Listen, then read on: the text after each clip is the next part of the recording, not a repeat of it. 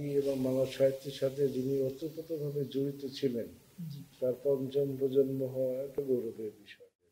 তাহলে আপনি বলতে চাচ্ছেন 1800 সালের পর থেকে 2009 সালের এই অবধি আগ পর্যন্ত কোনো অবকাঠামোগত ওনার স্মৃতিকে সংরক্ষণের জন্য কোনো অবকাঠামো ছিল না, এবং আত্মীয় স্বজন যারা ওনার ছিলেন সরাসরি সম্পৃক্ততা এবং ভূমিকায় বিদ্যাপীঠগুলো প্রতিষ্ঠিত হয়েছে। কাঙাল হরিনাথ এবং মীর মোশাররফ হোসেন লালন শাহের মাঝে একটা এই ত্রয়ের মাঝে একটা সম্পর্ক নিহিত রয়েছে, সম্পর্কটা যদি আমাদেরকে তুলে ধরতেন। লালন শাহজি যখন তাদের কাঙাল হরিনাথ এবং মীর মোশাররফ হোসেনকে উনি আরো গভীরভাবে উপলব্ধি করতে পারলেন, বুঝতে পারলেন, তখন উনি একটা গান লিখলেন, তিন পাগলে হলো মেলা নদেশ।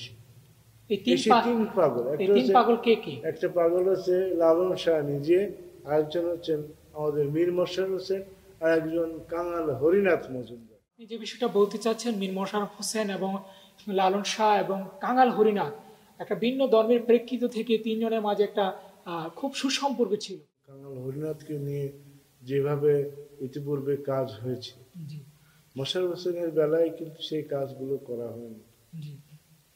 অনেকের পিছনে শত শত কোটি টাকা সরকারের ব্যয় হচ্ছে, অনেকের পিছনে আপনি কিছুই এক অপরদক্ষ ব্যয় করবেন, এটা কেমন দেখায়? এটা একটা মনে হচ্ছে দ্বিমুখী নীতি। দ্বিমুখী নীতিতে হওয়া তো ঠিক না। তখন মোশাররফ হোসেন আক্ষেপ করে তার পত্রিকা হিতকরিতে লিখলেন, মীর মোশাররফ হোসেন বাঙালি, বাংলা তার ভাষা, বাংলা তার দেশ, সন্তানদের নামকরণ তাই বাংলায় করেছি, আকিকা অনুষ্ঠানে কে আসলো আর কে না আসলো এতে মীর মোশাররফ হোসেনের কোনো কিছু যায়। যে আপনি আজকের সাক্ষাৎকারের দুটি পর্যায়ে আপনি উল্লেখ করেছেন যে মীর মোশাররফ হোসেনের বঞ্চনা, তাই বঞ্চনা বা উপেক্ষিত হওয়ার কি কারণ রয়েছে বলে আপনি মনে করেন? একটি দাবি বা আক্ষেপ তুলে ধরেছেন, সেটি হচ্ছে যে মীর মোশাররফ হোসেনের নামে বাংলাদেশের যে কোথাও একটি বিশ্ববিদ্যালয় হতে পারে, যদি রবি ঠাকুরের নামে বিশ্ববিদ্যালয় হতে পারে, নজরুলের নামে বিশ্ববিদ্যালয় হতে পারে, এবং লালন শাহের নামে বড় প্রকল্প হাতে নেওয়া যেতে পারে, কাঙ্গাল হরিনাথের নামে বড় প্রকল্প হাতে নেওয়া যেতে পারে। তো সেই জায়গায় উনি ওনার প্রজন্মের প্রতিনিধিত্ব করার জায়গা থেকে একটা দাবি বা আক্ষেপ তুলেছে, সেটা হচ্ছে ওনার নামে একটি বিশ্ববিদ্যালয় প্রতিষ্ঠিত হোক। আবার লিখেছেন ওই জমিদার দর্পণের শেষ অঙ্কটা এভাবে উনি শেষ করেছেন, সাপ মারা বর্ষাটা দেরে সারা জমিদারকে শেষ করে আছে। কি সত্যাশ্রয়ী নাটক! কাদের বিরুদ্ধে লেখা? এইরকম কে কয়জন আমরা লিখতে পারি? এবং তার এই স্ত্রী পুত্রদের উনি যাতে যেভাবে ভালোভাবে লেখাপড়া শিখতে পারেন তার জন্য উনি বই রচনা করলেন, মুসলমানের বাংলা শিক্ষা। সেকালে এটা অনুপস্থিত ছিল, সেকালে ছিল দেবদেবী নির্ভর। তখন উনি যেটা লিখলেন সেটা সবার নাম সেখানে ছিল, মুসা, ঈসা, নবী বা ধর্মাচারকে তিনি সাহিত্যে প্রাঞ্জল করে তুলেছেন। সাহিত্যে অনেক সময় পাঠক খোরাক মেটানোর জন্য, কিছুটা প্রাঞ্জল করার জন্য, মুখরোচক করার জন্য কিছুটা জিনিস হয়তো উনি যুক্ত অতিরঞ্জন করেছেন, কিন্তু মৌলিক বিষয়টিকে তিনি কখনো অস্বীকার করে পথ চড়েননি। এখন সদস্য যারা মহোদয় আছেন, ঊর্ধ্বতন কর্তৃপক্ষ যারা আছেন, তারা এটা ভেবে দেখলে দেখতে পারেন, কারণ রবীন্দ্রনাথের উপরে দেওয়া হচ্ছে, নজরুলের উপরে দেওয়া হচ্ছে, কিন্তু মোশাররফ হোসেনের ক্ষেত্রে বাদ কেন? উনি বাদ যাবে কেন? উনি তো বাংলাদেশকে নিয়ে একটু চিন্তা ভাবনা করেছেন।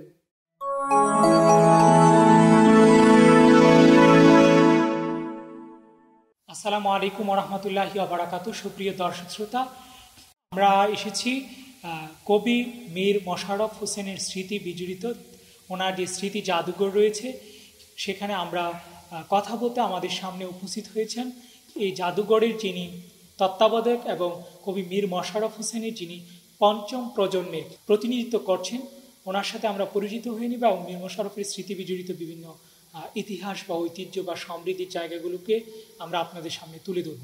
সুপ্রিয় দর্শক শ্রোতা, অনুষ্ঠানের এই পর্যায়ে আমি কথা বলছি আমাদের সম্মানিত অতিথির সাথে। কেমন আছেন আপনি? আলহামদুলিল্লাহ, আপনার নামটা যদি আমাদের। আমার নামটা আমি মীর মাহবুবুল আরিফ। মীর মাহবুবুল আরিফ।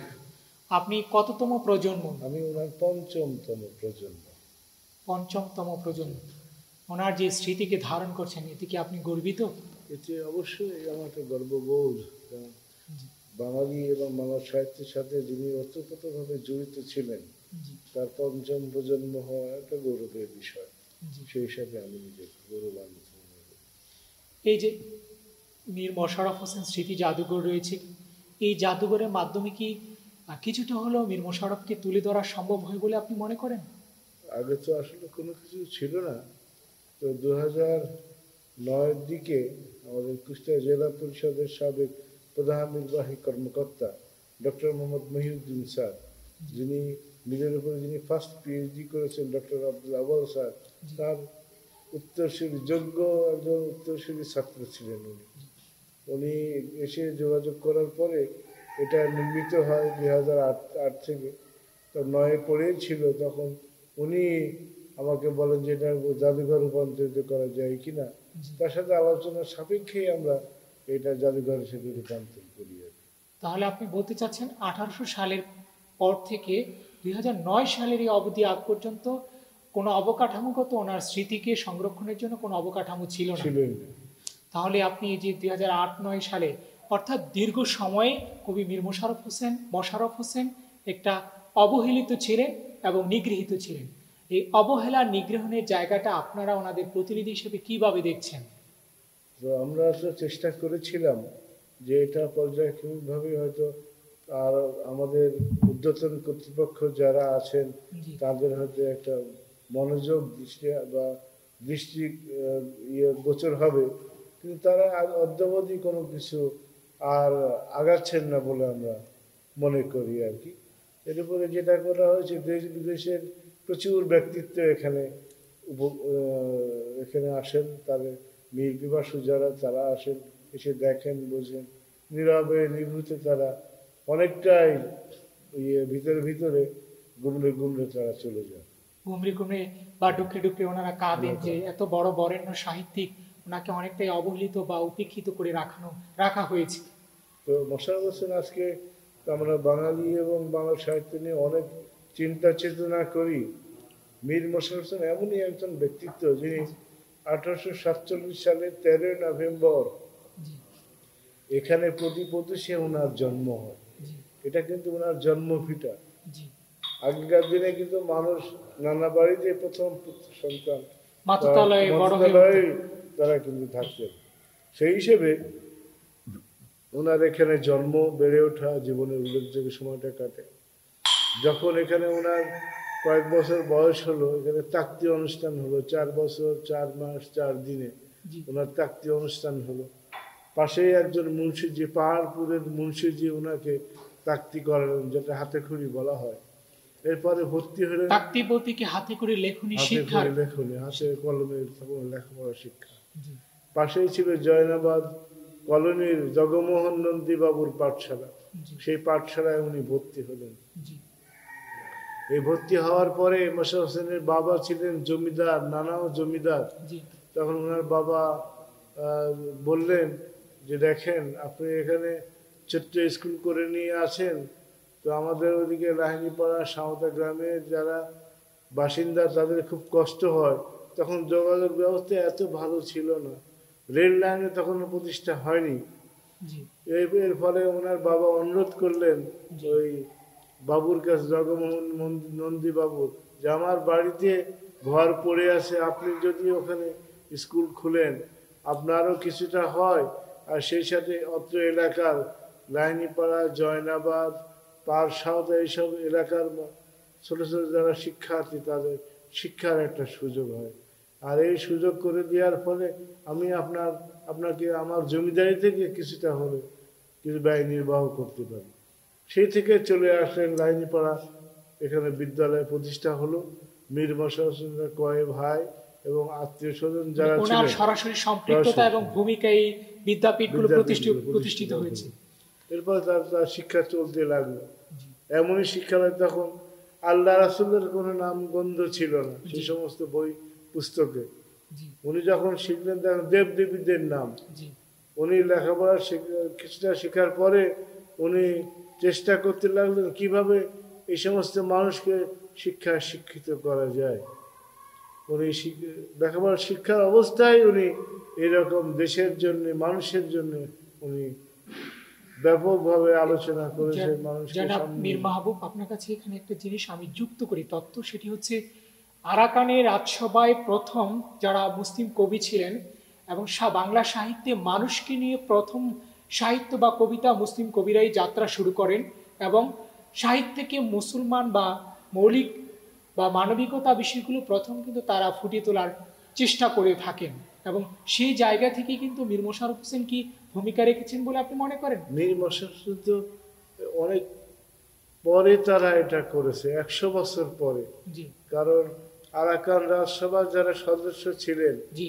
তারা যখন যেটা লিখতেন, বিশেষ করে ওই সমস্ত কবিরা, তাদের কবিগান, কবি রচয়িতা, তারা সেটা আমাদের বাংলাদেশের অন্তর জানতে পারে। আমাদের ঢাকা বিশ্ববিদ্যালয়ের একজন প্রফেসর ছিলেন হরপ্রসাদ শাস্ত্রী মহাশয়।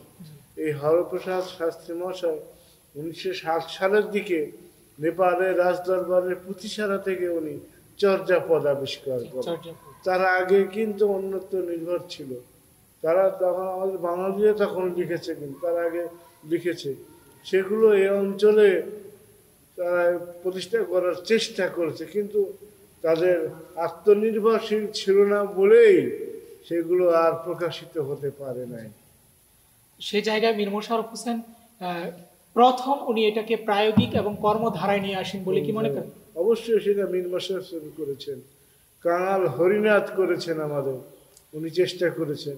কাঙাল হরিনাথ এবং মীর মোশাররফ হোসেন লালন শাহের মাঝে একটা, এই ত্রয়ের মাঝে একটা সম্পর্ক নিহিত রয়েছে, সম্পর্কটা যদি আমাদেরকে তুলে ধরতেন।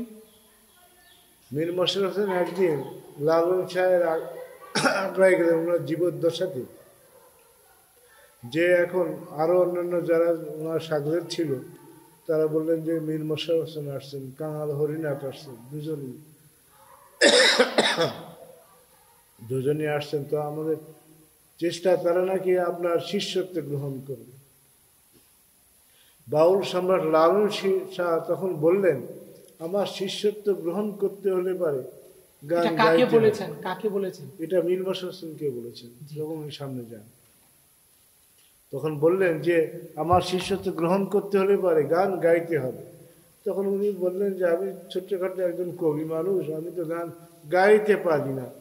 তখন মীর মোশাররফ হোসেন বললেন যে, মীর মোশাররফ হোসেন এই কথা বলার পরে তখন কাঙাল লালন শাহজি বললেন যে গান গাইতে না পারেন, গান তো লিখতে পারেন। তখন মীর মোশাররফ হোসেন 2টা গান রচনা করে। একটা হচ্ছে রবে না দিন চিরদিন, সুদিন কুদিন, একদিন দিনের সন্ধ্যা হবে, আমার আমার সব ফকিকার, শুধু তোমার নামটি রবে।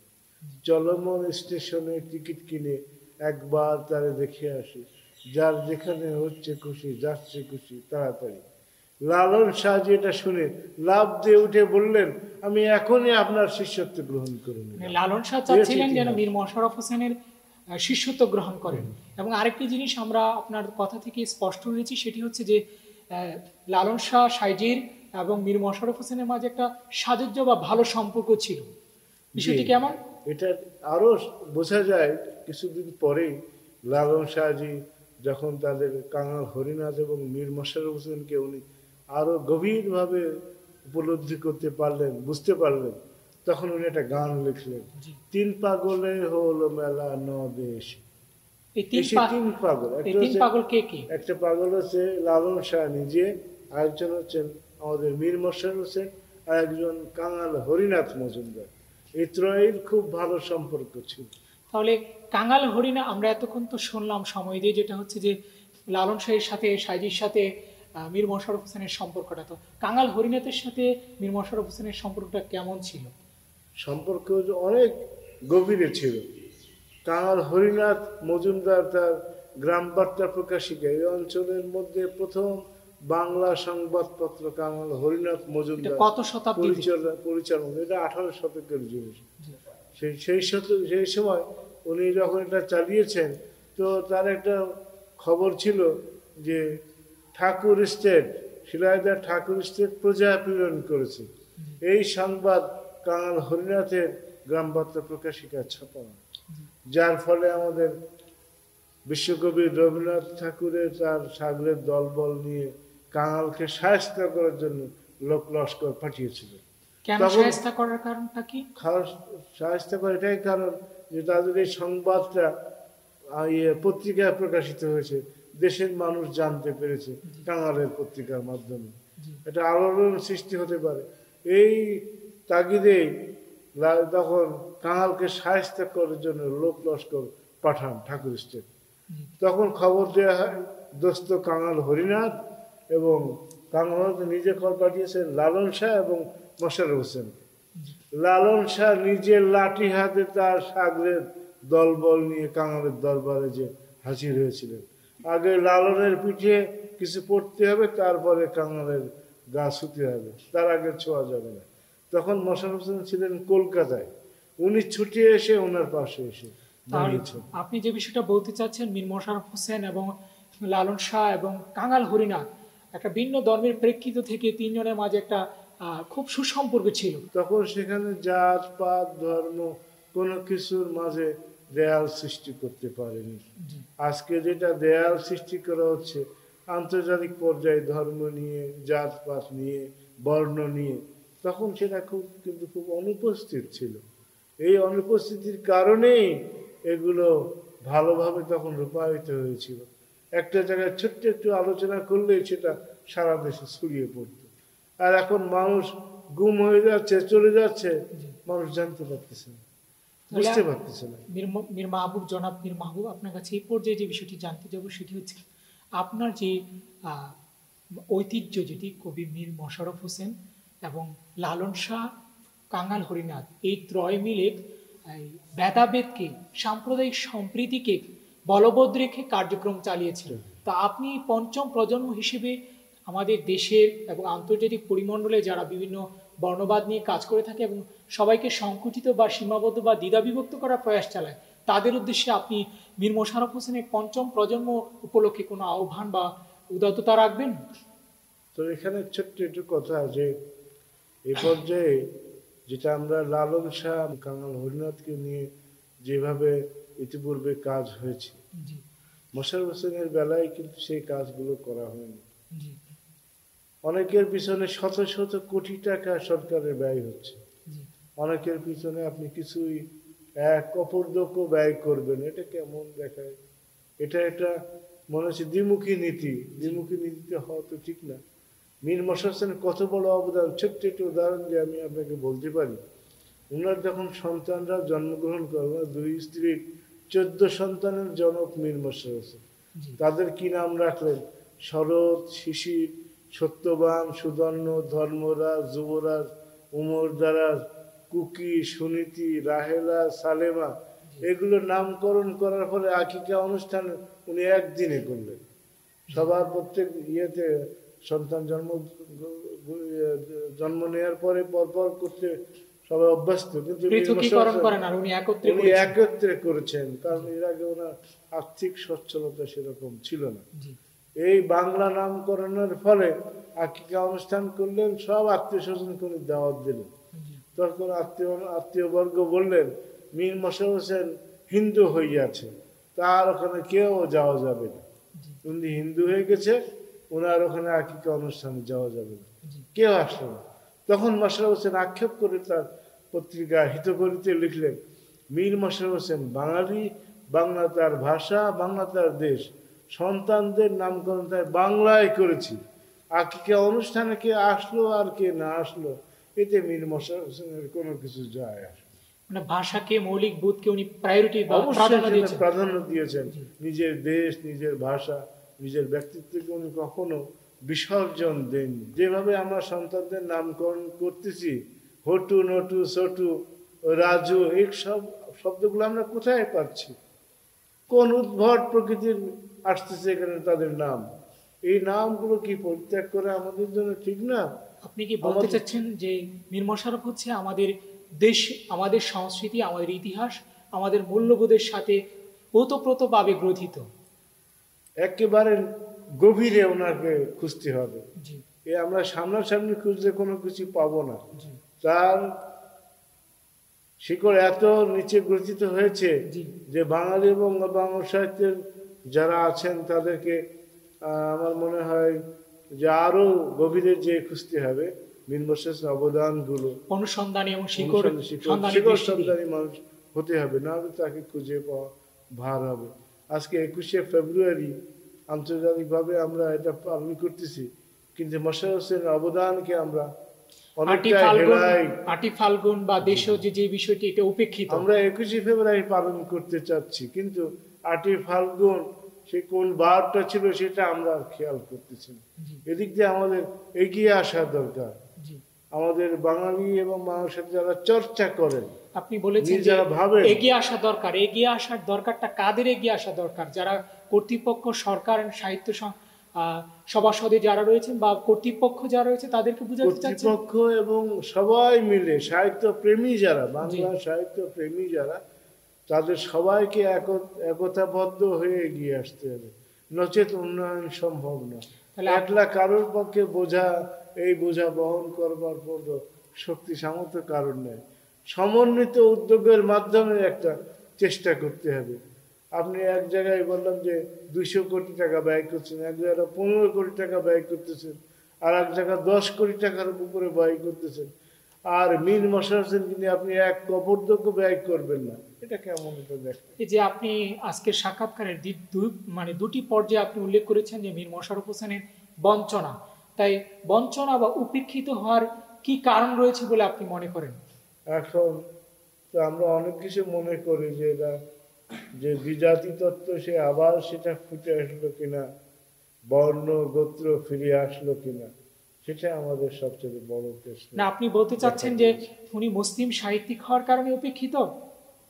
এখন এটাও হতে পারে, তারা হয়তো এটাও চিন্তা ভাবনা করছে যে বাঙালি যারা মুসলিম আছে তাদেরকে বাদ রেখে আমরা একটা কিছু করি। এটা কি সম্ভব? এটাকে যদি আমরা এখন ভাগ করতে চাই, তাহলে এই ভাগটা কোথায় গিয়ে দাঁড়াবে, কোথায় পড়বে, কার ভাগ্যে ছিঁড়বে, এটা আমরা বলতে পারি? কোথায় গিয়ে কি দাঁড়াবে? আপনি বলতে চাচ্ছেন যে এতদ অঞ্চলের শিক্ষা প্রতিষ্ঠানে বিস্তৃতায়নে সর্বপ্রথম কবি মীর মশাররফ হোসেন ভূমিকা রেখেছেন। তা আপনি আপনার এই প্রজন্মের যে লহরিটা আনছেন সেই জায়গা থেকে কি মীর মশাররফ হোসেনের নামে কোনো বিশ্ববিদ্যালয় প্রতিষ্ঠার আপনাদের দাবি বা আক্ষেপ রয়েছে কিনা? এখানে মীর মশাররফ হোসেন নামে প্রাইমারি স্কুল, হাই স্কুল হয়েছে। কলেজ প্রতিষ্ঠা করার পরে মীর মশাররফ হোসেন তো সাংবাদিকতা নিয়ে ওনার ব্যাপক অবদান। বাঙালি মুসলমানের মধ্যে তিনি, বাঙালিদের মধ্যেও তিনি অন্তত এই গ্রাম বার্তার পরেই তার হিতকরী প্রকাশিত হয়। জনগণের হিত সাধনই এই হিতকরী একমাত্র লক্ষ্য এবং উদ্দেশ্য। এই ব্রত নিয়ে উনি শুরু করেছেন তার পত্রিকা প্রকাশ। এখানে সে জাতীয় একটা বিশ্ববিদ্যালয় হতে পারে। আমরা তো আপনি কি চান এই বিশ্ববিদ্যালয়ের অবস্থানটা কি আপনাদের এলাকায় বা দেশের যে কোনো জায়গায় হতে পারে? যে কোনো জায়গায় হতে পারে। তার অবদানকে উচ্চ করবার জন্য শুধু তার জন্মস্থানে হতে হবে এমন কোনো কিছু না। জন্মেছেন তার জোড়াসাগর ঠাকুর বাড়িতে, এখানে একটা রবীন্দ্র মৈত্রী বিশ্ববিদ্যালয়ের ক্যাম্পাস এসছে। কোথায় জোড়াসাগর, কোথায় কুষ্টিয়ার শিলাইদহ, বা আমাদের প্রতিশর পাবনা, সিরাজগঞ্জ, শাহজাদপুর, এগুলো কি কম পাওয়া না? এইভাবে আমরা যদি একটা কিছু করতে পারি তাহলে পরে তার উপরে বড় কাজ হয়।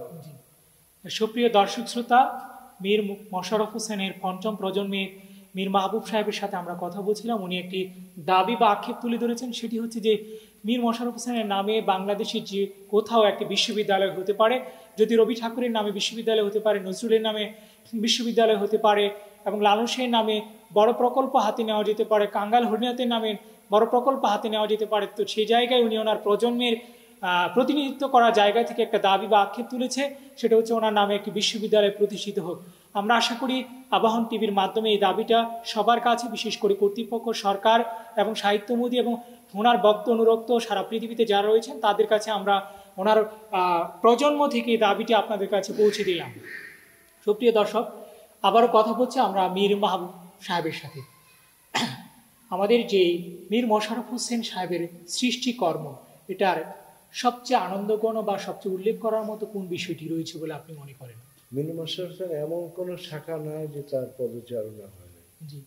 প্রথম যখন উনি লেখেন সংবাদ প্রভাকরে একটা কবিতা, 8 লাইনের একটা কবিতা, সাজাইতে ধরণীর এই ধরনের শুরু করার পরে সংবাদ প্রভাকর যখন প্রকাশ হলো, পরবর্তী সংস্করণে সেটা আবার দ্বিতীয়বার প্রকাশিত করা লাগেছে সম্পাদকে তার প্রথম কবিতায়। এছাড়া 1869 সালের প্রথম যখন উপন্যাস রত্নবতী বের হয়, ধন বড় না বিদ্যা বড়, উনি সেখানে বিদ্যার শ্রেষ্ঠত্ব দেখিয়েছেন।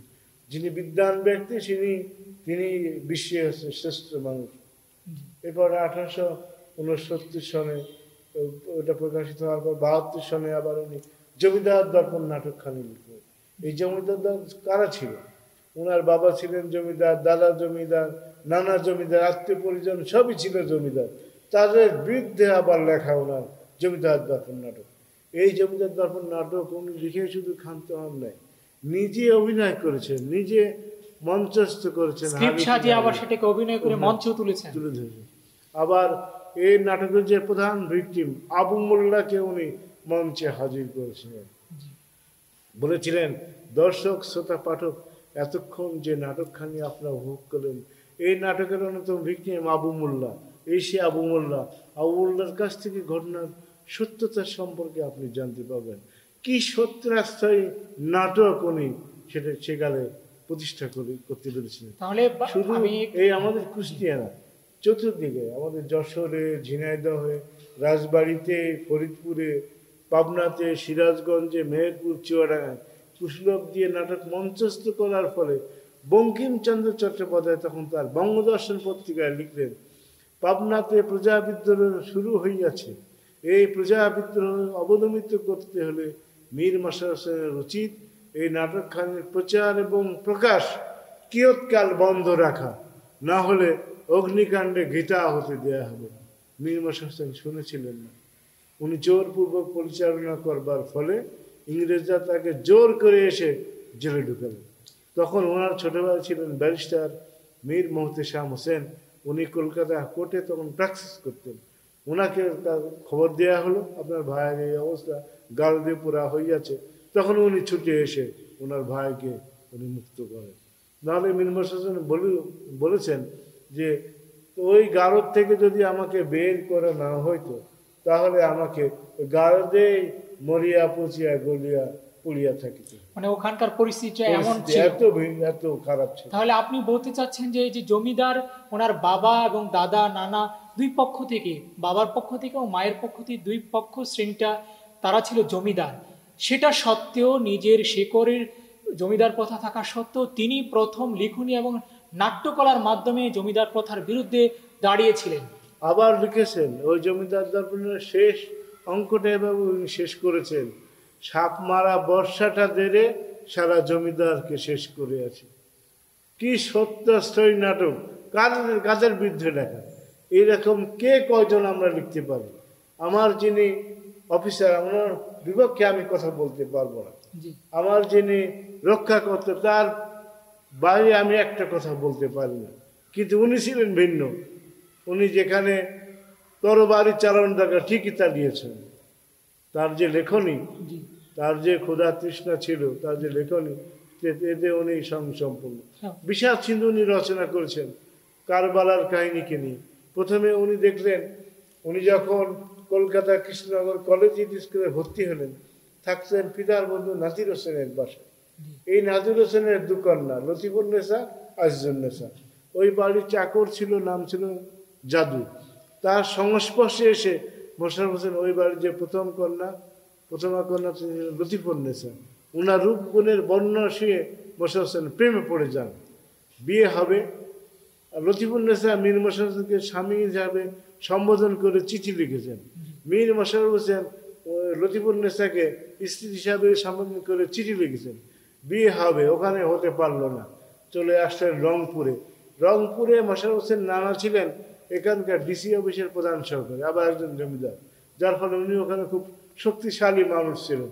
উনি সেটা দিতে পারলেন না। চলে গেলেন যশোরের মুখতারপুরে, পাশে মীর মোহাম্মদ আলীর বাড়ি।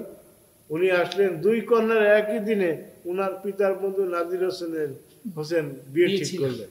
তো বিয়েতে যখন লতিফুনের সাথে মীর মোহাম্মদ আলীর বিয়ে হয়ে যায়, তখন মীর মোশাররফ হোসেন অন্য মনস্ক ছিলেন, খেয়াল করেন নাই।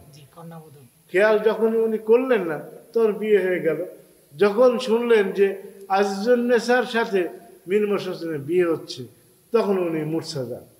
ওনার আর কোনো জ্ঞান ছিল না। উনি যখন জ্ঞান ছিল না, জ্ঞান ফিরে এসে উনি বললেন জ্ঞান ফিরে আসার পরে যে আমি একটা অতি সুসজ্জিত খাট পালঙ্কে শুইয়া আছি, পাশেই দেখিয়ে কালো কুচ্ছির কদাগার সংসার অপটু এক প্রকার পশুর ন্যায় সহিত আমার প্রথম বিবাহ সাজিত হইয়াছে। আর এই কারণে কি তিনি দ্বিতীয় বিবাহ করেছিলেন? এই কারণেই ওই অবস্থা পরেই উনি বীর কুলসুমকে, দুই পক্ষের সন্তান ছিল এবং প্রজন্ম ছিল, বিষয়টা কেমন? দুই পক্ষের সন্তান, প্রথম স্ত্রীর গর্ভে 2 পুত্র 1 কন্যা সন্তান জন্মগ্রহণ করে। যখন সরদা শিশির 14-15 বছর অবস্থা বয়স শেষ হয়ে ওনারা মারা যান এখানে রানীপাড়াতে।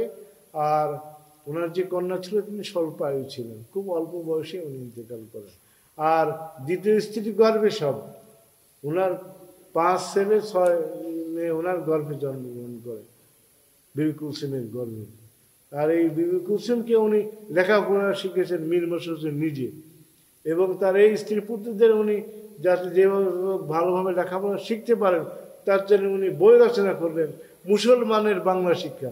সেকালে এটা অনুপস্থিত ছিল, সেকালে ছিল দেবদেবী নির্ভর। তখন উনি যেটা লিখলেন সেটা সবার নাম সেখানে ছিল, মুসা, ঈসা, মানে নবী বা ধর্মাচারকে তিনি সাহিত্যে প্রাঞ্জল করে তুলেছেন। সবাই যাতে শিক্ষা গ্রহণ করতে পারে তার জন্য উনি সেটা চালু করলেন। জনাব পীর মাহবুব, আপনি বলতেছিলেন যেটি বাংলা সাহিত্যে বিষাদ সিন্ধু একটা উল্লেখযোগ্য অবদান রাখা গ্রন্থ নিয়ে, তো এখানে একটু আক্ষেপ রয়েছে সাহিত্য বিশারদদের এবং যারা ধর্মীয় দৃষ্টিকোণ থেকে চিন্তা করে থাকে যে তারা কবি মীর মশাররফ হোসেন এখানে সাহিত্যটাকে বা ধর্মের একটা জায়গাকে অতিরঞ্জন করেছেন। এটাকে আপনি কিভাবে দেখছেন? এটা আমাদের যার যার অবস্থান থেকে তার দিকে খেয়াল করতে হবে।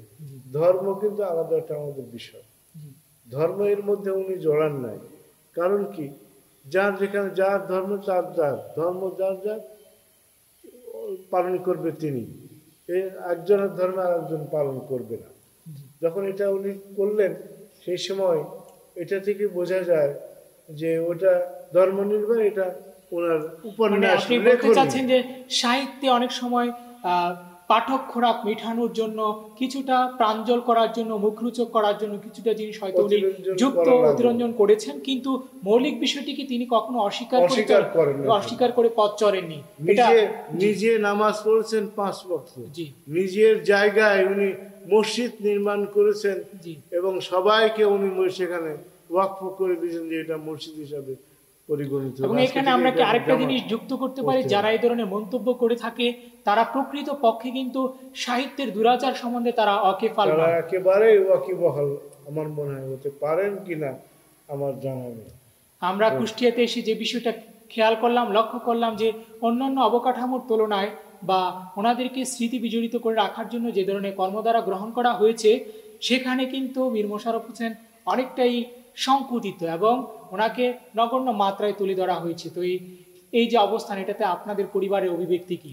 আসলে এখানে ভালোভাবে প্রতিষ্ঠা করবার দরকার ছিল।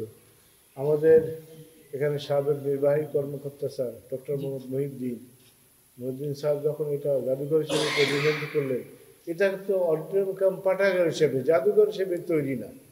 পাশে যদি জায়গা নিয়ে মীর মশাররফ হোসেন স্মৃতি জাদুঘর কাম অডিটোরিয়াম কাম পাঠাগার, এখানে একটা কমপ্লেক্স জাতীয় কোনো কিছু করা হয়, তাহলে তারপরে যেখানে যারা বা দেশ বিদেশি যারা পর্যটক আসে তাদের যদি থাকা খাওয়ার যদি একটা ব্যবস্থা গ্রহণ করা হয় তাহলে একটা আন্তর্জাতিক পরিমণ্ডলে ভালো একটা কাজ হয় বলে আমি মনে করি।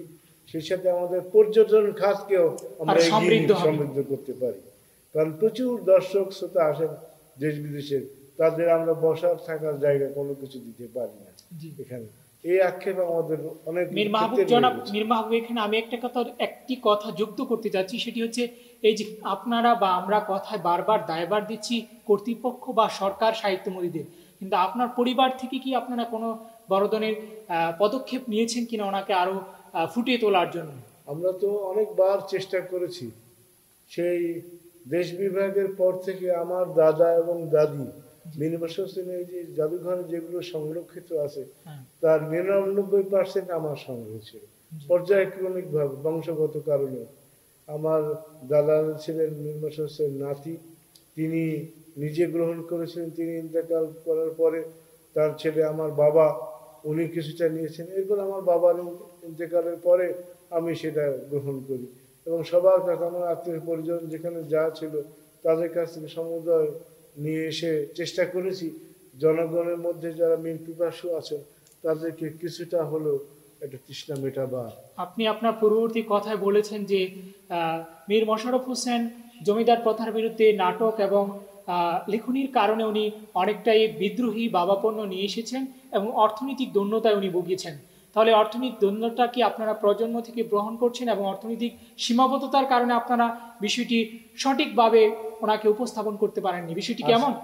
আজকে ধরেন এটা বলতে হয়, মীর মোশাররফ হোসেন বিবি কুলসুম তার বইতে লিখেছেন, জি, উনি যেহেতু প্রথম মুসলিম বাঙালি নারীদের মধ্যে নিয়মিত ডায়েরি লেখক, যেটা বাংলা একাডেমির অধীনে প্রকাশিত হয়েছে, জি, এই লিখেছেন আজকে 1312 সাল ভাদ্র মাস, জি, ভাতে কাপড়ে কষ্ট করিতেছেন। এই কষ্ট কিন্তু এখনো আমাদের মধ্যে শেষ হয়ে যায়নি।